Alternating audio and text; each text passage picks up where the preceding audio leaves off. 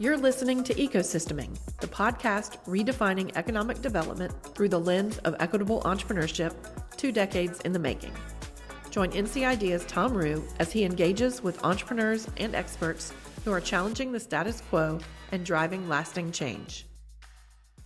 Welcome, listeners, to NC Idea's Ecosysteming podcast. I am your host, Tom Rue, and today I am delighted, I am pleased, I am overjoyed to be joined by Jenn Summe, partner at Primordial Ventures, which is a leading early stage funder of North Carolina's software, I believe software-only startups.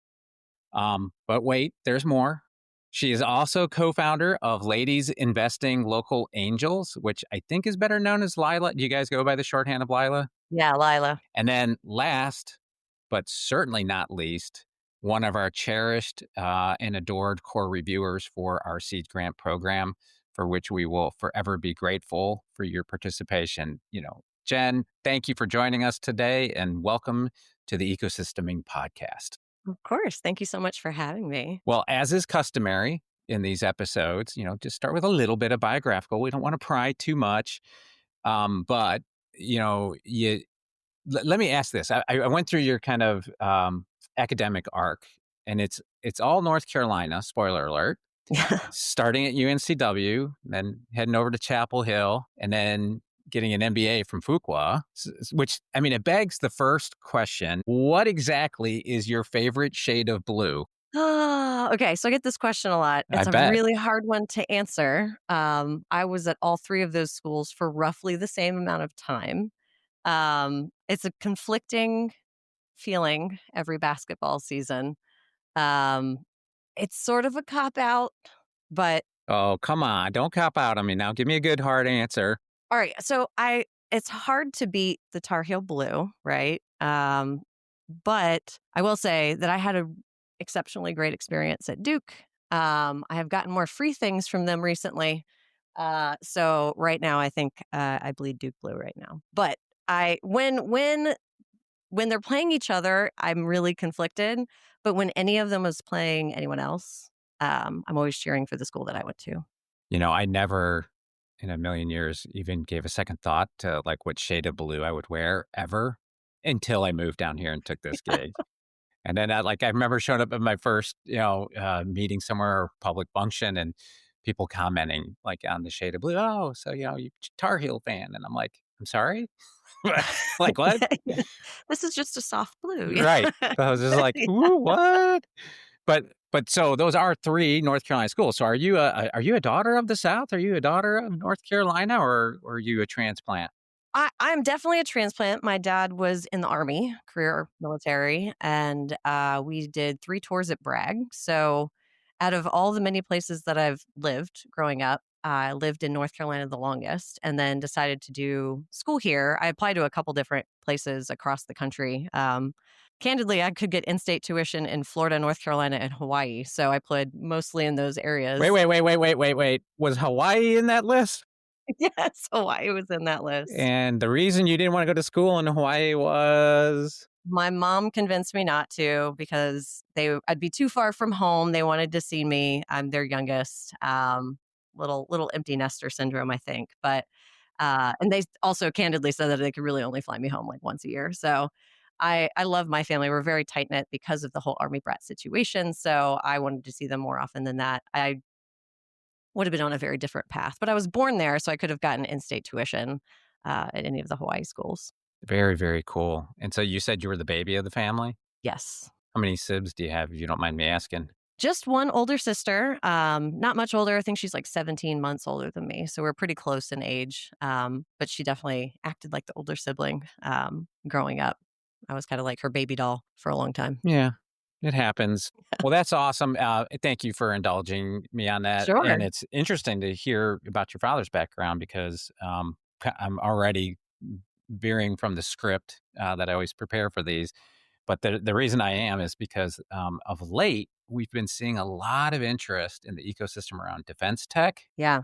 As an industry, I think a lot of people don't understand or don't know or take for granted the rather substantial military installations in the state of North Carolina. We're one of the top 5 states Absolutely. for having that in concentration.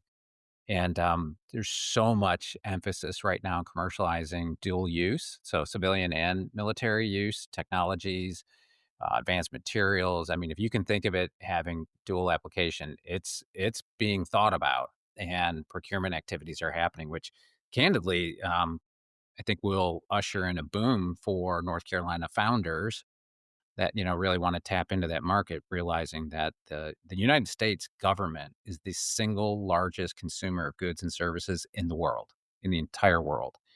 And yeah, it's not easy to figure out how to sell to Uncle Sam, but if you do figure out, your Uncle Sam can be a very lucrative source of capital.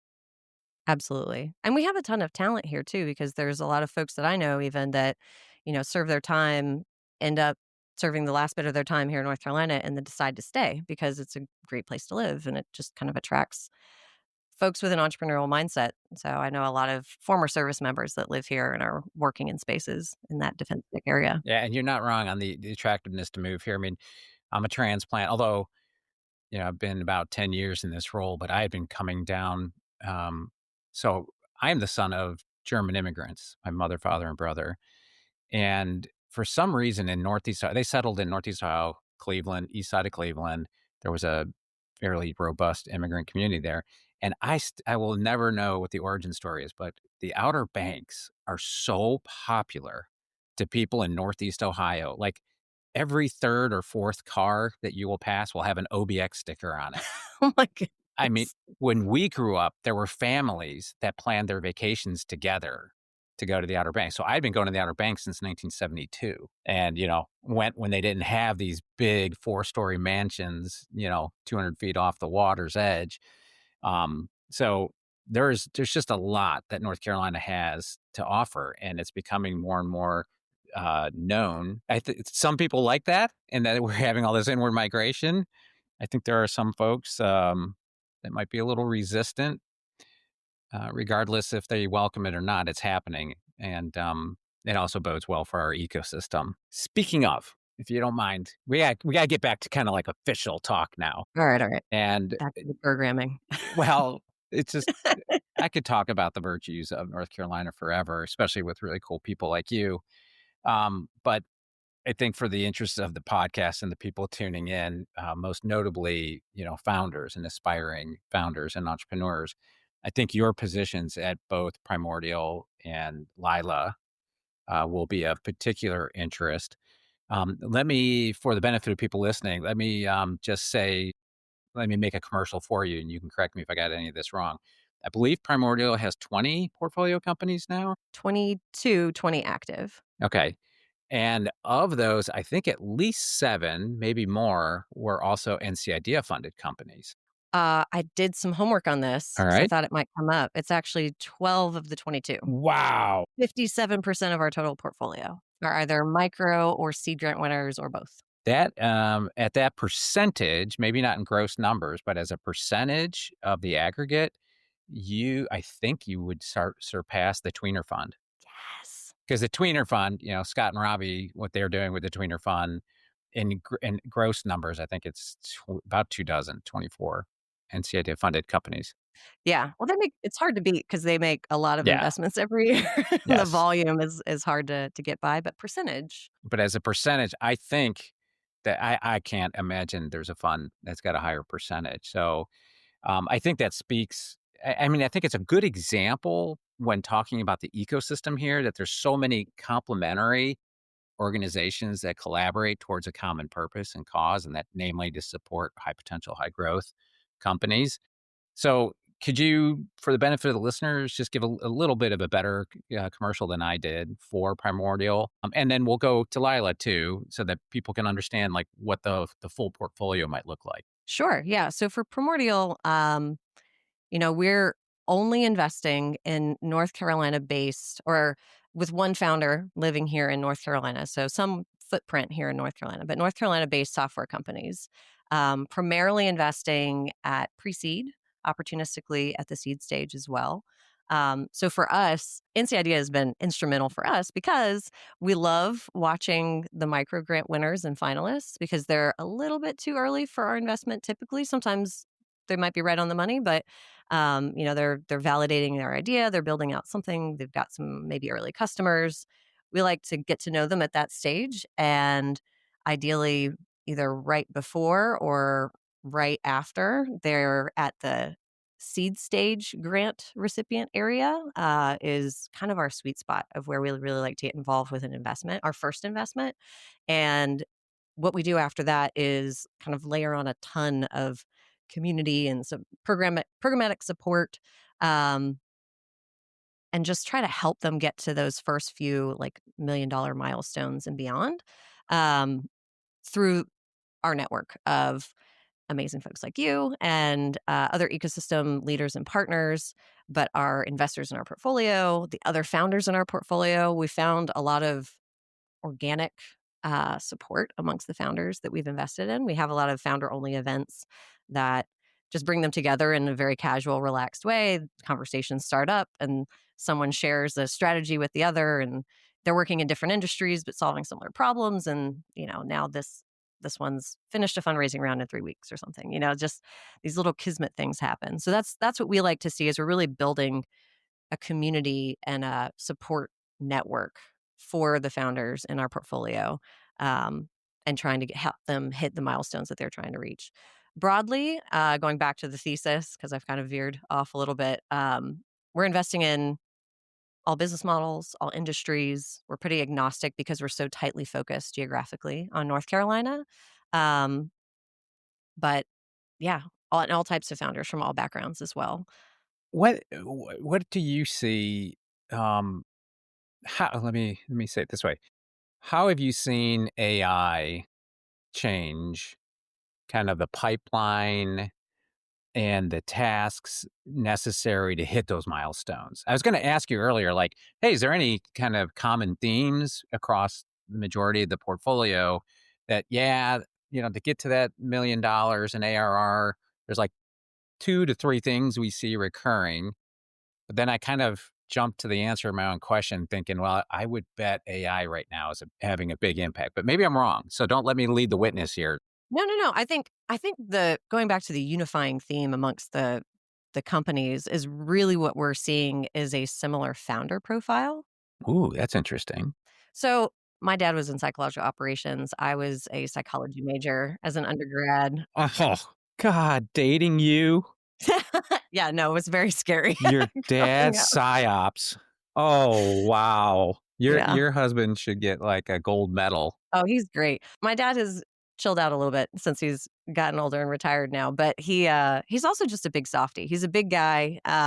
He played football at Purdue and uh literally was very scary, very intimidating when you first meet him, but then you get to know him and he's just like a very large teddy bear. So, um he's pretty much a softie. And now he loves my husband because he had 2 daughters, always wanted a son, There you go. so now my husband is kind of like his little surrogate son. Uh Always helping him out with different things around the house, so I apologize. I have yet again taken you off topic, oh, but no, that's totally fine. Yeah, no, it's really more of a unifying founder profile. So, I think VCs say this a lot, especially at the earliest stages. What you're betting on is the jockey, not the horse. And so a lot of our decision making comes down to the founder, founders, or founding team. And so we're looking for certain kind of personality traits that are just like pulled through part of their fabric of who they are as a person. And that's really the main thing that we're selecting for, um, as far as a unifying characteristic amongst the founders. And then, they all come from different backgrounds. They have different industry experience. They have different ideas, different, customers that they're aware of and are obsessed with and um, solving problems for. So all industries, all models, but there's similarity amongst personality traits with the founders. And it's expressed differently, of course. And sometimes it's all in one person versus spread across a team of 2 or 3.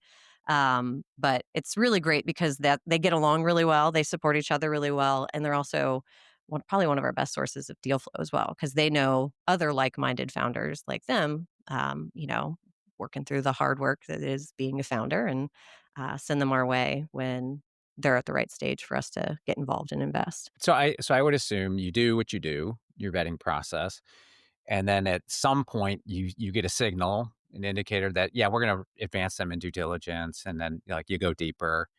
Have you ever had a founder, and I know this is a little gossipy, and obviously don't name names, but, like, have you ever had somebody that, like, advanced and you were thinking like, "Okay, this could be a really good one," but then they just did something so self-harming in that process, said the absolutely worst thing they possibly could have said, and were lacking self-awareness around it, like, has that ever happened? I would say not anybody that went too far into diligence. We've definitely what I always tell founders is every time we meet with you, I'm either, gaining more confidence in that, oh, this is going to be a very good investment for us, or I'm finding more like red and pink flags or whatever you would want to call them, but like finding more things where I'm like, oh, I don't know, that gives me a little bit of pause. So like every time I interact, whether it's a coffee meeting, at a happy hour, at a diligence session where we're going through very, very detailed financial statements, like all of those pieces are data points for me. And so we've had that happen maybe a handful of times, but not when we've gotten incredibly far into the diligence process. And we've certainly had folks before where we just couldn't come to an agreement on deal terms, and so it kind of fell apart at the very last mile. Like that happens sometime. That's to be expected, right? I just wanted to double click on what you said because I always, as the host of these, try to point out like when my guest says something profound, and it's not profound to you because it's the water you swim in, but you did what you just said. I share with founders every interaction I have. I am either You're either putting coupons into the karma bank or you're withdrawing coupons from the karma bank. Exactly. Yeah. And I wanna double click on that so that, again, founders tuning into this understand that, right? That is just human nature, by the way. We're always judging. We're raised as social creatures to be hardwired to do that, but you really need to hear that from the perspective of somebody you're hoping will stroke a check. And so I wanted to really, emphasize that. And would that be similar to, like, the way y'all do work on well, for LiLa, is it a committed fund or is it a network? Not a fund at all, not a network. So Lila is very different. It is kind of like the charitable passion project that is my other main love in my life besides work and my family. Yeah, so Susan Wall, Melissa Crosby, and I, last early summer, May-ish timeframe. I had been complaining to Melissa, who sits across from me here at the office, about the lack of women in our ecosystem. There's jokes all the time that there's never a line in the ladies' restroom at our VC conferences or ecosystem conferences because there's just not that many women. And I get frustrated because you go to these annual meetings and, even though you might have a couple who is on your LP list, on your investor list, like Jake and Susan, whatever. Jake's there at the annual meeting, but where's Susan? I just want more women to be in the room. I want them to take more ownership over their financial health and well being. I want them to know the investments that they have and what's going on with them, and kind of be more in the loop and in charge of managing their own wealth. And taking advantage of these opportunities, which are typically a little bit riskier. I think women traditionally are more risk averse. I'm the opposite of that, so I don't know what happened to me. But yeah, I just want more women to realize that this is something that can be generational wealth creating opportunities for them if they know what they're doing and take advantage of that opportunity and get involved. And Susan, has a great story too. She kind of like accidentally fell into angel investing and didn't realize it was ever an opportunity until a friend of hers kind of pulled her into a potential investment. And it ended up turning out really well for her. And she was like, I should do this more, and then she just kept going. And so we all came together with this shared thought of like, how do we get more women involved in this ecosystem, involved in angel investing, involved in this asset class? And so it is a volunteer run nonprofit, educational based community of only women. And we don't invest. We basically are teaching women how to be angel investors and how to get involved in either funds or angel networks or Oh, so this is you're, like, doing LP creation. yeah, basically. Yeah. Trying to fill out the other side of the table. There's a lack of female founders, of course, and they're not getting enough funding. How do we change that? Well, maybe we need more people on the other side of the table writing the checks who look like the women that are trying to run these companies. So, really just trying to get more women across the entire ecosystem. We have a lot of female founders that are in LiLa for dual purpose. One, they want to know how they're going to be evaluated. They want to learn from actual angel investors, like what are the questions I'm going to get? What are the things that I should be prepared for? How should I be presenting this investment opportunity? And then, of course, they all, dream of one day having their exit and becoming angel investors too. So we have women who are from age 18 to like 65 plus in LiLa. It's a huge gamut of women, and they're all coming together with a shared desire to learn more about investing in startup organizations. Is there like a schedule to the programming? Is it a quarterly thing, a monthly thing? Typically, we have an event about every month. We candidly, July is when we started. We had to do like a hard launch a year and a half ago or so, and now every July we just have a Lilaversary kind of like networking party. So there's not much programming there. But 4 times a year, we do a format, which is really great for both founders and funders. It's called Deal or No Deal. It's at the Frontier. And it's one of our either members or folks that we know in the community who's a female founder will come and pitch, their investment opportunity, their startup to the group. We'll have a panel of 3 women. Um, lead kind of the Q&A session after they do their pitch. And then we let the founder leave. And then the rest of the group kind of asks questions, talks about the investment opportunity, what they like, what they didn't. And we all come together with different, areas of expertise and different levels of knowledge. And everybody tends to have something to contribute. One of the last ones was Shannon Parker from Reef Cycle. I don't know if you're familiar with Reef Cycle. Okay. Really interesting, highly scientific. I couldn't explain it particularly well, but great investment opportunity. We had a woman in there who had a like deep science background and was helping and ask questions in that area. But then we also had another woman in the room who did not have that background, didn't really understand the science, but had a marketing background. It's like, well, she really should, tell the story this way, and it's just we have these 2 women with incredibly different backgrounds who are both kind of helping lead the discussion on what she could improve about the pitch, what questions they still have based on the story that she told. So it's just really incredible. It's such a diverse group of women. We have realtors, we have college students, we have angel investors, we've got all sorts of folks back, enterprise executive folks. We've got MBA students too. There's a growing number of MBA students, which is fun. But it's really great to get together. It's always very energizing.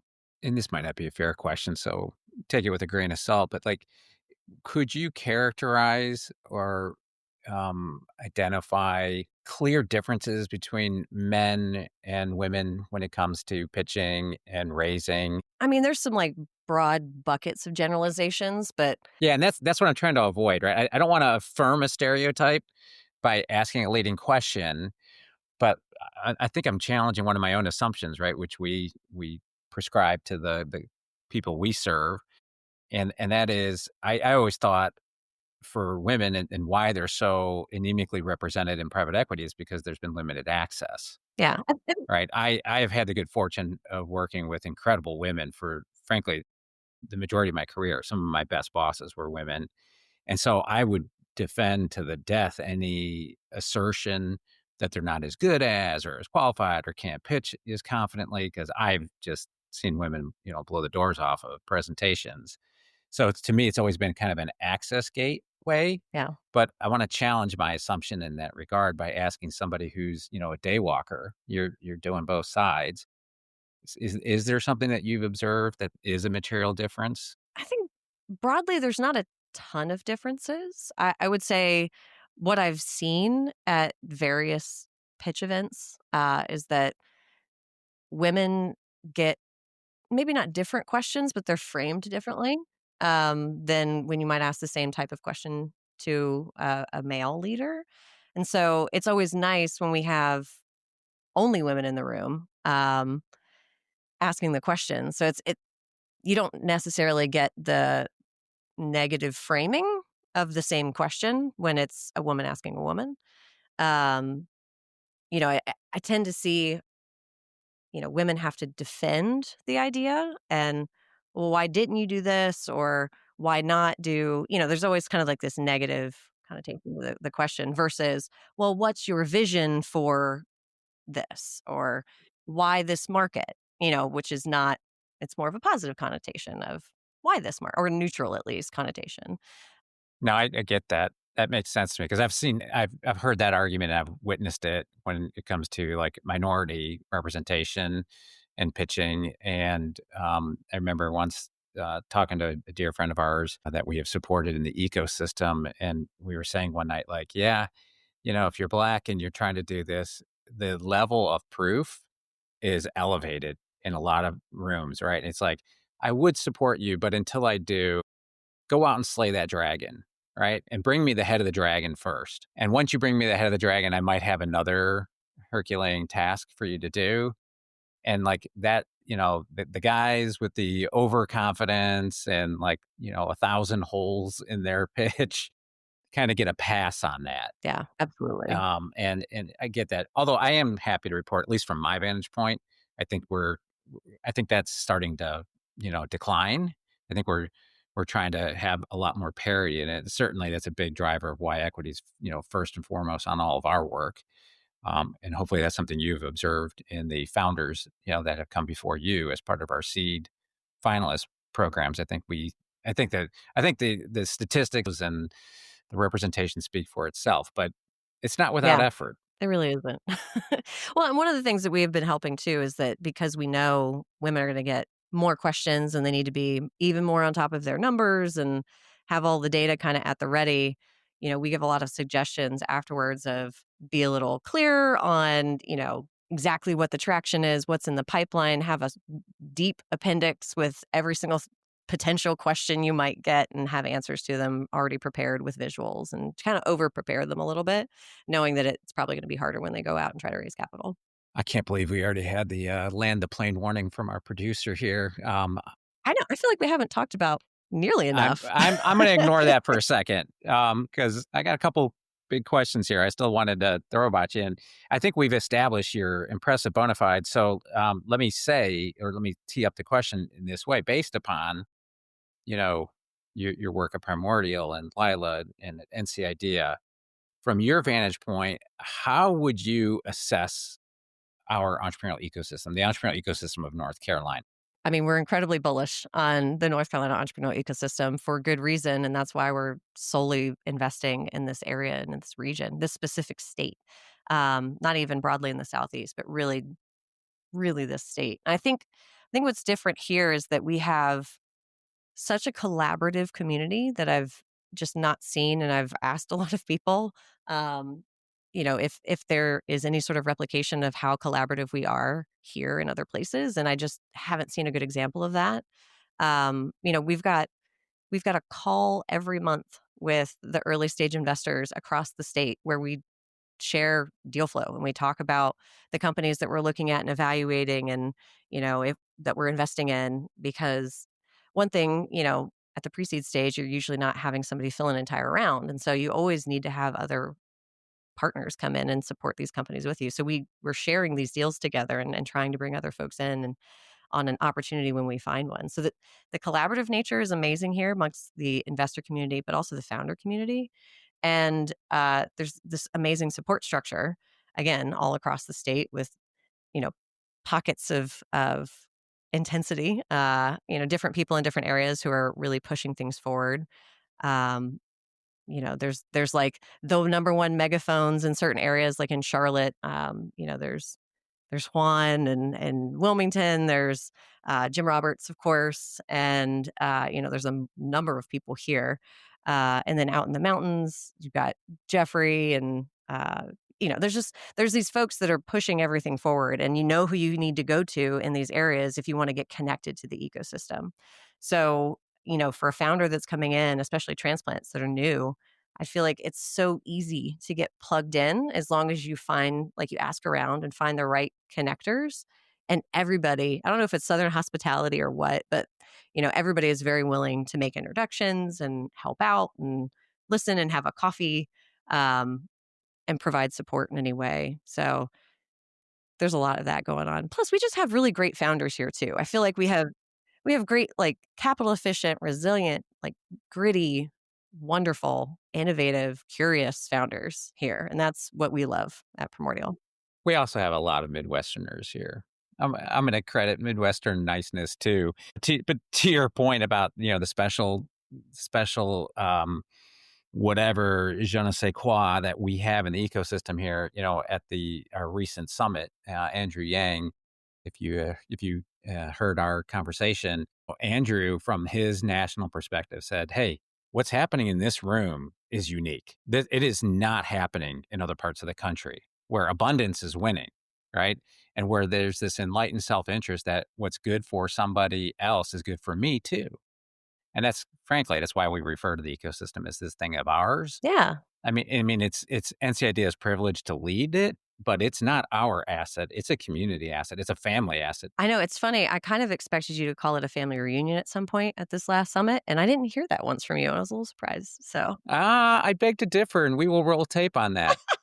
I'm fairly certain it did. It was in my opening keynote, Okay. and it really happened. It took off in a lot of energy last year, and I think partially because we also had those kids that were screen printing T-shirts on Yes. on Oh, I location. love them, they were great. So like the big families that do the big family reunions, they have the Yep. T-shirt to Oh, to yeah. kind of commemorate the event. I think it might have just gotten overtaken with the whole F word theme this year. I mean, you want to talk about just a silly thing that was just a missive off the top of my head. It just fell into our lap, and it was kind of funny to see how it just.